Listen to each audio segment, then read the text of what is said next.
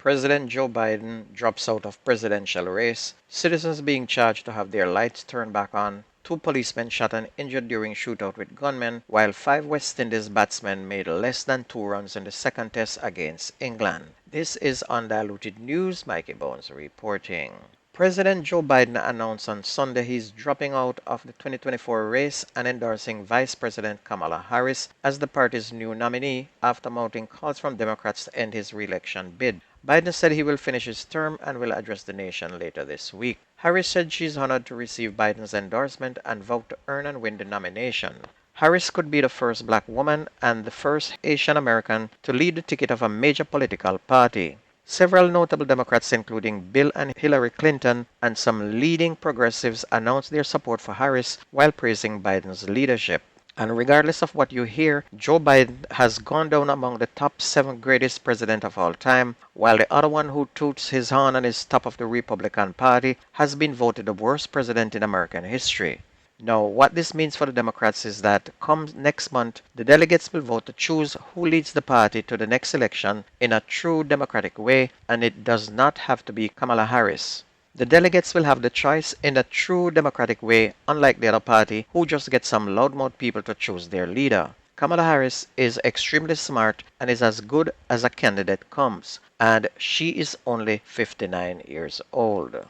In Jamaica, come today, the Ministry of Education will start rebuilding activities for schools severely damaged by Hurricane Beryl. Speaking on Friday morning at a press conference on the ministry's Beryl disaster plan, Education Minister Favour Williams said the damage stands at some $2.7 billion.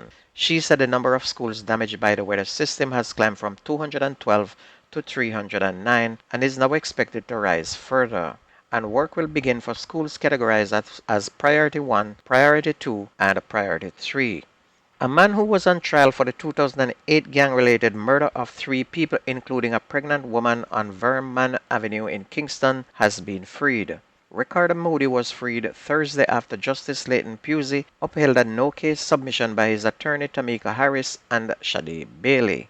The attorneys highlight the poor lighting conditions on the day of the incident and insisted that identification evidence was insufficient to be left to the jury. The issue was further compounded by the unavailability of the witness for cross-examination, as the main witness had died of natural causes. And Moody was charged with 4 other men, all of whom have been released on bail, but all were subsequently murdered. And he's the only one left of 4 men who was charged for this murder. The major organized crime and anti-corruption agency MOCA is probing reports of people being charged to have their electricity restored after they lost power during Hurricane Beryl. Residents in the rural communities of Westmoreland, Clarendon, and St. Catherine have expressed growing frustration over the slow restoration of electricity and have reported that they are being asked to make payments to have their power supply reconnected. Major Basil Jarrett, Director of Communications of MOCA, said the agency is working with JPS to ensure that those responsible for the reported extortion are identified, caught, and held accountable for their actions. He is also discouraging residents from paying to have their electricity restored, as this is not only perpetuates the cycle of corruption but is also illegal. Some of the JPS workers have now turned that company into a big mafia organization.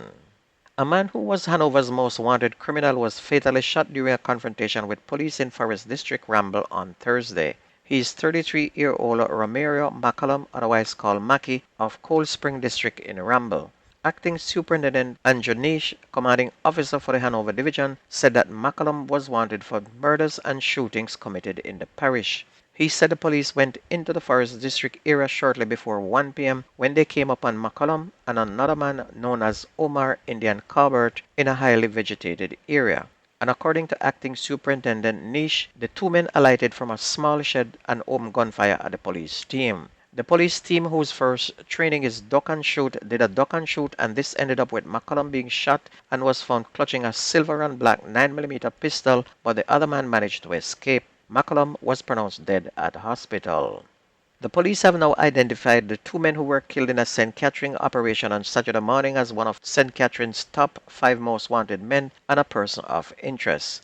Dead are Peter Davis, otherwise called Devil, who was wanted for murder, and 27-year-old Tavani Benjamin. Davis was featured on the Police Wanted Wednesday social media campaign last week. Official reports are that between 5:10, lawmen were conducting a targeted raid in West Prospect Bogwalk in the parish, and it's alleged that upon arrival at the location, the lawmen were met with gunfire. The police said officers took evasive action and returned fire. 2 police officers were shot and injured during the incident. Apparently, them forget to duck and shoot and got injured, but they managed to shoot the 2 men. 3 9mm pistols were seized during that incident, and the injured police officers and the gunmen were transported to hospital, where the policemen were admitted for treatment and the gunmen were pronounced dead. On to sports. England beat the West Indies badly in the second test, and it was a worthless performance by the West Indies. They could only make 143 runs in their second innings in reply to England, who made 425. England first at bat made 416 all out and 425 in their second. West Indies did good in the first innings, made 457, and we thought, okay, then game is gonna be on, but come into the second innings playing a schoolboy game, embarrassing all their supporters, making only 143. 5 batsmen made less than 2 runs. 7 batsmen in all made less than 10, and 1 man alone made 47. Noah Lyles set himself up perfectly for the Paris Olympics by winning the 100 meters at Saturday's Diamond League meet. In the last sprint before the Olympics, Lyle was relatively quick out of his blocks and tore down the track at London Stadium to win in 9.81 seconds. Importantly, he easily held off a clutch of rivals he would expect to come knocking in Paris, and now looks like the sprinter to beat in the French capital. South African Akani Simbine timed a season's best of 9.85 seconds, while Botswana Letsil Tebogo rounded out the podium in 9.88 seconds to match his own national record. British champion Louis Hinchcliffe, the winner of this season's NCAA championship, was fourth in 9.97, while fifth was Jamaica's Akeem Blake, who did 9.97, and Zarnell Hughes had to contend with sixth place in 10 seconds. And at the same meet, Jamaica's Nikisha Price ran a stunning 48.57 seconds, which is the 7th best ever and a new world lead in the women's 400 meters as she won her first professional race. Price, who also lowered her previous Jamaican national record of 48.89 seconds, which was set last month, moved up 7th spot on the all-time ranking and penciled in her name for a medal at next month's Olympic Games in Paris. Meanwhile, Jamaica's Rushwan Clark and Natoya Gould both ran season's best times. Clark ran 47.63 seconds to place second in the men's 400 meters hurdle as he finished behind Brazil Alison dos Santos, who won easily with 47.18 seconds, while Qatar Ismail Abaka ran as personal best 47.72 seconds for third. Goal topping was fourth in a fast women's 800 meters, while all 10 athletes got at least a season's best running 1 minute 56.83 seconds, fifth best in the world and her fourth best time ever. Rochelle Clayton was third in the women's 400 meters hurdle in 53.24 seconds, and Jeanette Knight was fourth in a season's best 53.69 seconds, and Shiam Salmon seventh in 54.50 seconds. And don't forget, the best news and sports takes place on this station. If you missed the news, please go to YouTube, type in Jamerican Undiluted News, listen, like, share, and subscribe to keep us going. That's news and sports. My name is Mikey Bones. I gone.